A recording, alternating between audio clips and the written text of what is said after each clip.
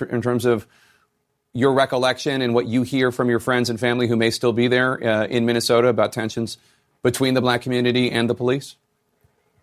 Well, it's hard to look away from the tensions or even to suggest otherwise when you have this close in time history of people like Jamar Clark with Philando Castile and now George Floyd. Even if the experience over a period of time had not been what Ben is suggesting, even if it had been even an iota of it, certainly at this point in time, it's hard to ignore it, and everyone has been impacted in responding to it. But I'm really concerned this evening, of course, because we've already seen when you institute certain curfews or certain laws and penalties to try to curb protests, acts of civil disobedience, rioting, or looting, you invite the officers in many respects to now do a crackdown on the people and invite arrests when you still have 3 officers who have not been even charged, let alone arrested, for the killing and the death of George Floyd. Laura Coates, Reddit Hudson, Van Jones, I appreciate you. Thank you so much for talking to us this afternoon. We appreciate it. This afternoon, President Trump had a chance to address the killing of George Floyd and the pain and the anger and the unrest it's caused. We expect a lot from our homes. They're more than a place to hang your hat. Your home is where you try your hand at gardening and new recipes, rest and recharge, work and play. And that's why at Home Advisor, we're committed to keeping your home up and running no matter what. From the projects that creep up on you, like appliance repairs, gutter cleanings, and faucet fixes, to the ones you look forward to, like creating your very own backyard retreat, worthy of a summer staycation. We'll find local pros to help you get the job done right. Use the Home Advisor app, day or night, to get matched with the best pros for your projects. You can book and pay for more than 100 projects with just a few taps. Plus, see the tasks trending in your neighborhood. Whether you need a last-minute fix, routine home maintenance, or an exciting new upgrade, Home Advisor is standing by, ready to do everything to fix your everything. Download the Home Advisor app today to get started.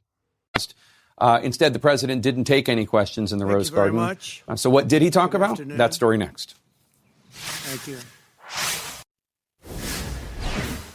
Welcome back. It is a sad and unsettling day for the nation, with racial tensions and further reminders of the injustice far too many Americans face day in, day out. Plus, more than 100,000 lives lost because of the deadly coronavirus pandemic.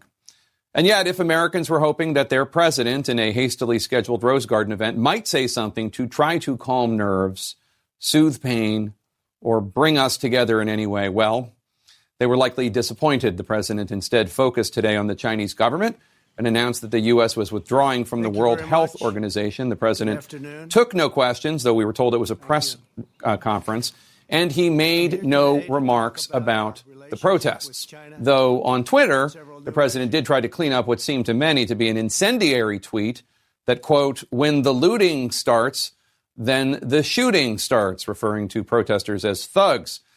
Though perhaps the president's reticence is for the best, given how he responded during a similar period of unrest in Charlottesville and his infamous reference to very fine people.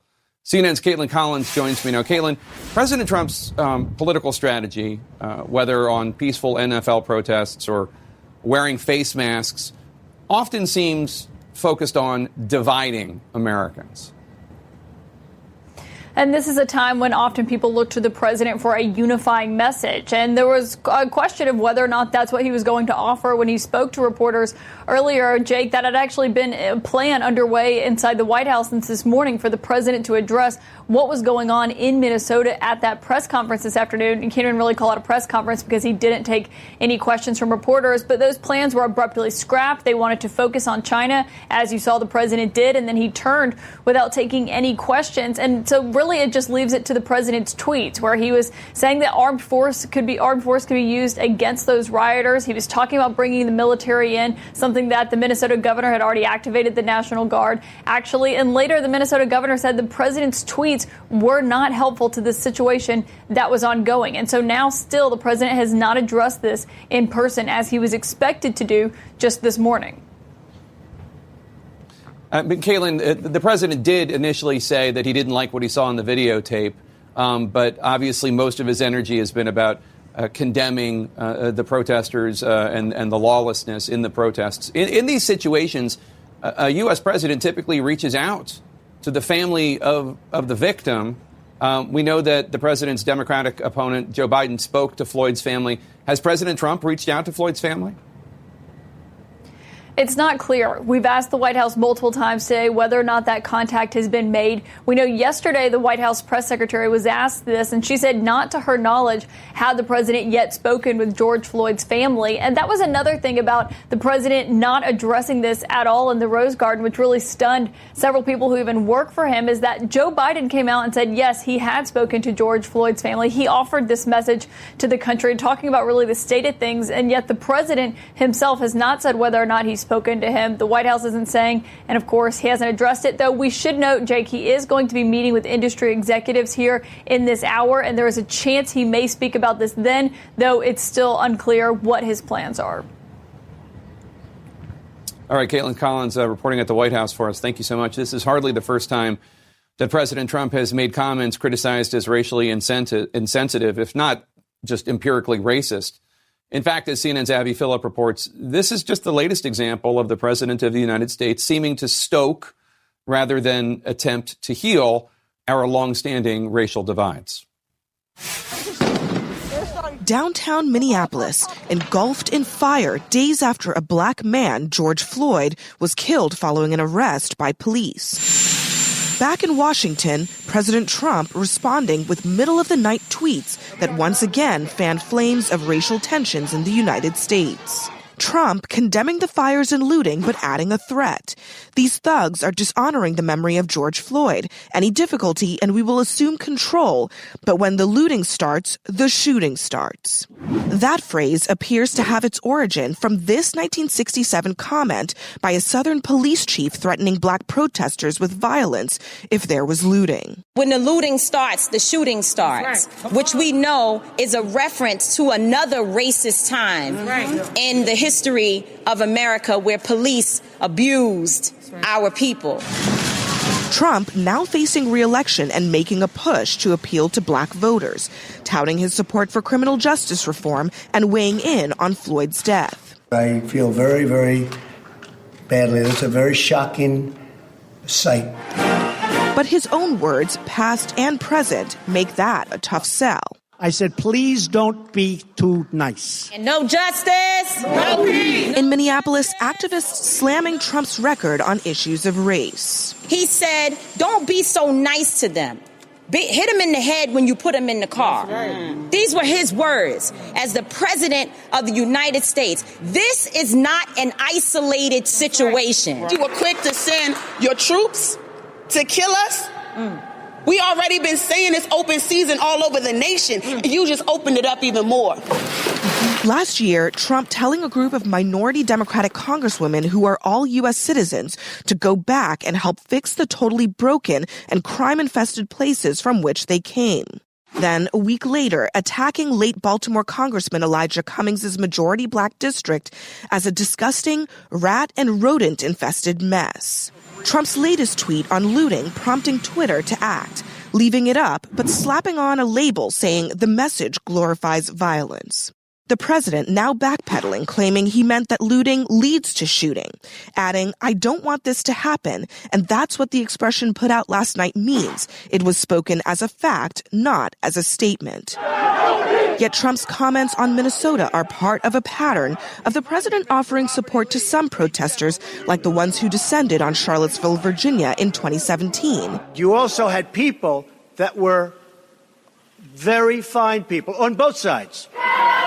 And armed protesters who opposed stay-at-home orders in Michigan, but stoking his supporters with attacks on football player Colin Kaepernick, who knelt during the national anthem to protest police violence. Wouldn't you love to see one of these NFL owners, when somebody disrespects our flag, to say, get that son of a bitch off the field right now, out, he's fired.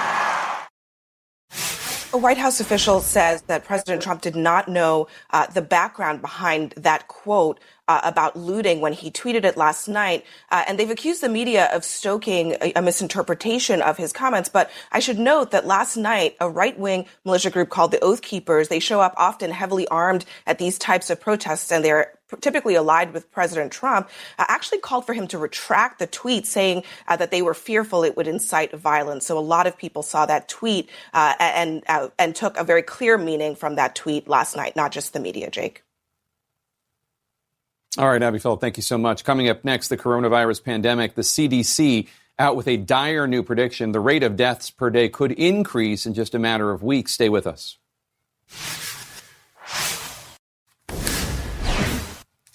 In our Health Lead today, the death toll from coronavirus in the U.S. is now eclipsing 102,000 people.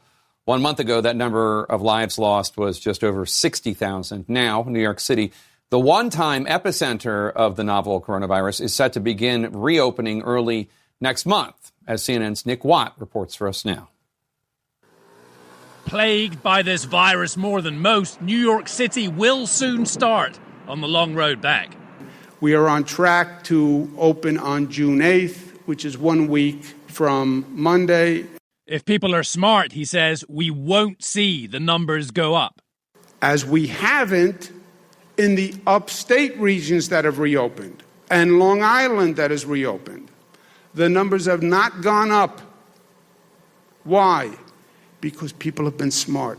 1 in 7 New Yorkers, 2 million people, were infected by this virus by the end of March, according to just released results of antibody tests. That's 10 times the official count, 14% of the population. High, but still well short of the 60 or 70% needed for herd immunity, the only thing that can really stop the spread unless or until we get a vaccine.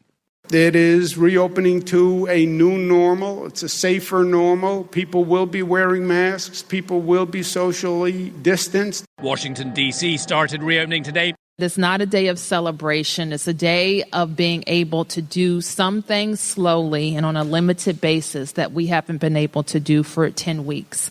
But it's not a party. Because CDC modeling suggests COVID-19 will kill around 20,000 more Americans in just the next 3 weeks. I think we're starting to see increasing cavalier behavior, frankly, in terms of preventing transmission of the virus, and that's getting worse and worse over time. New case counts are now going up in 15 states, including some in the South that reopened earliest. Arkansas seeing a spike. There is a second wave. It's a combination of expanded information through testing with spread of the virus in that northwest Arkansas area.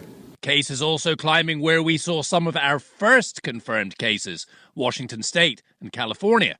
Meanwhile, this virus continues to expose deep societal issues everywhere. This virus has laid bare inequalities across our state and across our country, unequal access to health care. Right now, in Kentucky, almost 19% of our deaths are in the Black and African American community, where it only makes up 8% of our population. Now, meanwhile, here in Los Angeles, as of just a couple of hours ago, dine-in restaurants and hair salons are allowed to reopen again. And, the way it works here in California is the county has to submit a plan to the state, sort of proving that they're ready to reopen. And deep in that paperwork, we found LA County officials have written that it's anticipated that there will be additional waves of varying severity of COVID-19. These waves will occur over the next 18 to 24 months throughout the U.S., including California and LA.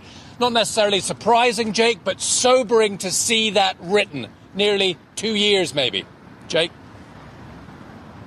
All right, Nick Watt, thanks so much. Be sure to tune in Sunday morning for State of the Union. We'll be watching all the developments in Minneapolis. Plus, I'm going to talk to National Security Advisor Robert O'Brien and Senator Cory Booker. That's at 9 a.m. Eastern. And then at noon Sunday, East Coast time, I'm going to host a CNN special. We Remember, a national memorial honoring the victims of COVID-19. Our coverage on CNN continues right now. I'll see you Sunday morning.